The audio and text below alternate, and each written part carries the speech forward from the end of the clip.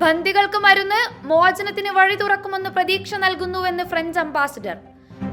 കൊഴുത്ത് കഴിഞ്ഞ് കീഴടങ്ങാം സുപ്രീം കോടതിയോട് ബിൽക്കിസ് ബാനോ കേസിലെ കുറ്റവാളികൾ. രാമക്ഷേത്ര പ്രതിഷ്ഠാ ദിനത്തിൽ രാജ്യത്തെ കേന്ദ്ര സർക്കാർ സ്ഥാപനങ്ങൾക്ക് അവധി. നീതിന്യായ വ്യവസ്ഥയിൽ സാധാരണക്കാരനുള്ള വിശ്വാസത്തിന് വലിയ ഇടിവുണ്ടായെന്ന് ജസ്റ്റിസ് AS ഓഖ. ഏറ്റവും അഴിമതി നിറഞ്ഞ സർക്കാർ ഹിമന്ത ബിശ്വ ശർമ്മയുടേതെന്ന് രാഹുൽ ഗാന്ധി. സ്വകാര്യ ഭൂമിയിൽ മാലിന്യം തള്ളിയാലും നീക്കം ചെയ്യൽ തദ്ദേശ സ്ഥാപനത്തിന്റെ ബാധ്യതയെന്ന് ഹൈക്കോടതി. ജനന തീയതി തെളിയിക്കാനുള്ള രേഖകളുടെ കൂട്ടത്തിൽ നിന്നും ആധാറിനെ വെട്ടി EPFO. തൃപ്രയാർ ശ്രീരാമക്ഷേത്ര ദർശനം നടത്തിയ ആദ്യ പ്രധാനമന്ത്രി നരേന്ദ്രമോദി. തൃശൂർ സ്വന്തമാക്കാൻ BJP CPM ധാരണയെന്ന് സംശയമെന്ന് VD സതീശൻ.